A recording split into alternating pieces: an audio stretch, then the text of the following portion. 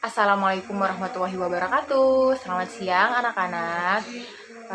Pada siang hari ini saya akan menjelaskan tentang materi yaitu metamorfosis dan daur hidup pada hewan. Materi kelas 4 tema 6. Yaitu pada materi tema 6 kelas 4 SD ini membahas metamorfosis sempurna dan tidak sempurna. Contohnya yaitu metamorfosis sendiri adalah suatu proses perkembangan biologi yang terjadi pada hewan yang melibatkan perubahan penampilan fisik atau struktur setelah mengalami kelahiran atau penetasan yang secara radikal berbeda. Daur hidup hewan dalam pertumbuhan dan perkembangannya ada makhluk hidup yang tidak mengalami perubahan wujud. Ada pula yang mengalami perubahan wujud makhluk hidup dalam pertumbuhan dan perkembangannya disebut metamorfosis.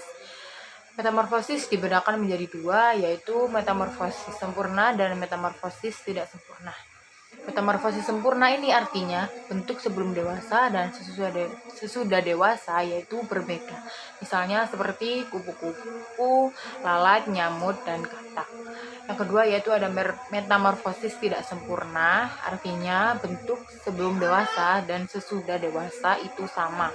Misalnya seperti laron, belalang, dan pianggang. Contoh dari metamorfosis sempurna yaitu ada kupu-kupu. Kupu-kupu bertelur, kupu-kupu sering bertelur di daun atau kulit pohon. Telur kupu-kupu menetas menjadi ulat. Selama menjadi ulat, kerjanya hanya makan daun-daunan. Ulat kemudian berubah menjadi kepompong. Kepompong merupakan masa diam, yaitu tidak akan makan apa-apa dan tidak akan bergerak apa-apa. Akhirnya kepompong akan berubah menjadi kupu-kupu. Kupu-kupu dapat membantu penyerbukan pada bunga.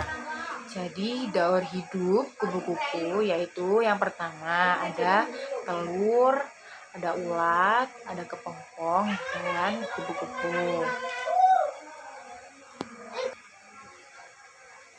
Pada metamorfosis tidak sempurna yaitu contohnya seperti belalang. Daur hidup belalang ini yaitu yang pertama dia adalah bertelur. Sebagai petelur, belalang betina akan meletakkan telur yang dibuahi dalam bentuk polong telur, baik di pasir atau di antara serasah daun. Setiap polongnya terdiri dari 10 hingga 300 telur dengan bentuk yang menyerupai butiran nasi. Telur belalang membutuhkan waktu sekitar 10 bulan hingga akhirnya menetes dan menjadi nimfa. Telur-telur ini juga dapat tertidur selama musim gugur dan musim dingin. Selanjutnya yaitu masa nimfa atau fase nimfa. Setelah menetes, nimfa atau belalang muda akan mulai memakan dedaunan, tanaman lunak, dan segar. Dalam tahap ini, belalang memiliki warna yang ringan, yaitu tidak memiliki sayap dan juga belum memiliki organ reproduksi.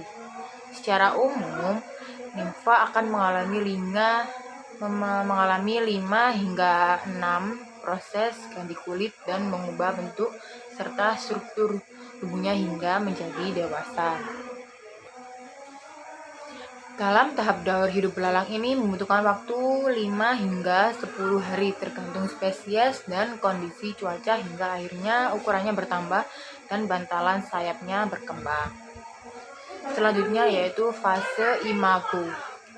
Fase imago ini setelah 25 sampai 30 hari sayap pada nimfa akan berkembang sepenuhnya dan daur hidup belalang pun berada pada proses terakhir. Selain sayap yang sudah sempurna, belalang dewasa juga memperoleh kematangan seksual dalam waktu 15 hari dan bertahan sekitar selama 30 hari.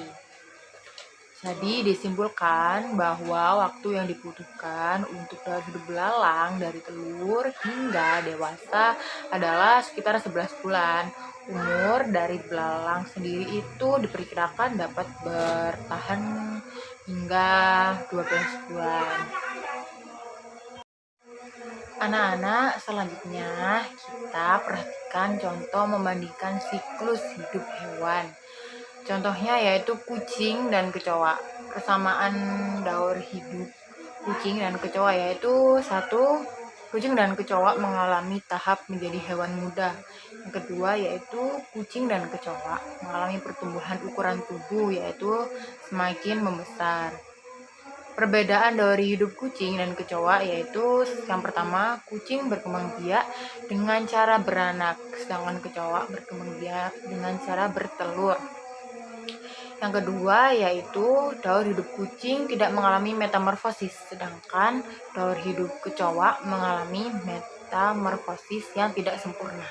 Ketika yaitu kucing tidak mengalami perubahan bentuk tubuh, sedangkan kecoa mengalami perubahan bentuk tubuh. Hai anak-anak, selanjutnya saya akan menjelaskan tentang puisi, yaitu materi bahasa Indonesia. Puisi adalah karya sastra yang terkait pada rima dan irama yang disusun dalam bentuk baris dan bait untuk menggambarkan perasaan pengarangnya. Ciri-ciri puisi. Yang pertama, ditulis dalam bentuk baris berjajar ke bawah secara berkelompok. Kelompok baris dalam puisi disebut bait. Diksi, yaitu atau pemilihan kata bersifat kias, padat, dan indah serta mempertimbangkan rima atau persajakan. Penggunaan majas atau gaya bahasa atau perumpamaan sangat dominan. Latar, alur, dan tokoh tidak begitu ditonjolkan. Unsur-unsur dalam puisi yaitu unsur utama dalam penyusunan puisi yaitu menentukan kesatuan dan keindahan makna puisi secara keseluruhan, lari atau baris, paduan kata-kata yang dituliskan dalam kalimat berbentuk baris. Kalimat dalam puisi tidak menggunakan aturan baku karena bisa berupa satu kata, frase, atau kalimat lengkap. Yang ketiga ada bait, kumpulan lari yang tersusun harmonis mengandung makna puisi. Yang selanjutnya yaitu ada rima, bunyi yang ditimbulkan oleh huruf atau kata untuk memperindah puisi umumnya berada di suku kata akhir setiap larik. Rima bisa berupa pengulangan bunyi saja, a atau ab atau bunyi bebas tanpa pola. Selanjutnya yaitu ada irama. Irama ini penggantian tinggi rendah, panjang pendek, dan keras lembut bunyi bacaan puisi. Yang selanjutnya yaitu makna atau isi, yaitu informasi utama yang disampaikan dalam puisi. Yang terakhir yaitu ada amanat. Amanat ini yaitu pesan yang akan disampaikan oleh penulis kepada pembaca, tersirat di balik kata-kata dari bacaan puisi tersebut. Jenis-jenis puisi. Jenis puisi itu ada dua, yaitu puisi yang terikat oleh aturan rima dengan pola tertentu, pengaturan jumlah larik dalam setiap bait dan jumlah kata setiap larik, serta musikalisasi puisi, yaitu ada pantun. Pantun terdiri dari 4 larik, 2 larik pertama berupa sampiran, 2 larik terakhir berupa isi rima yaitu ABAB. Yang kedua yaitu gurindam. Gurindam ini ada 2 larik, larik pertama berupa sampiran, larik terakhir berupa isi rima yaitu A, dan A. Puisi baru itu merupakan tidak terikat dengan pola tertentu, jumlah baris, jumlah kata, maupun jumlah bait, tapi mengandung irama dan rima dan musikalitas makna dan amanat.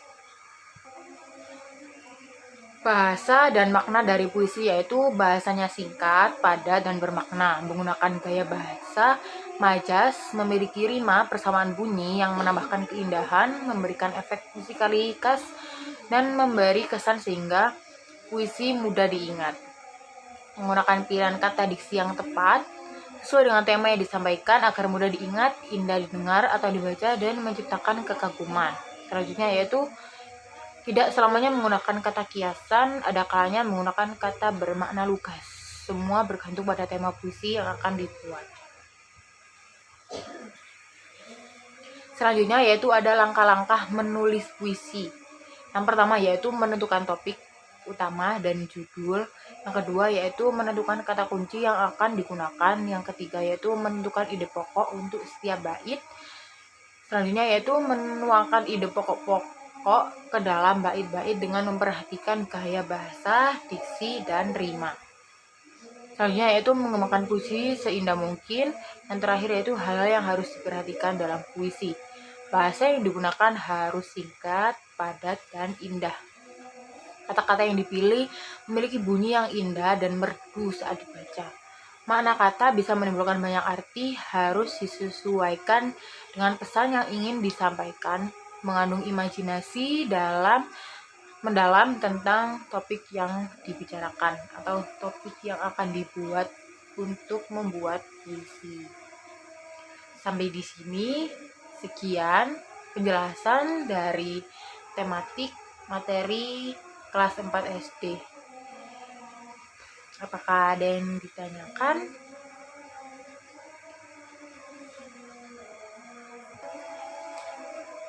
Sekian penjelasan dari materi pada kelas 4 tema 6. Selebihnya mohon maaf. Wassalamualaikum warahmatullahi wabarakatuh.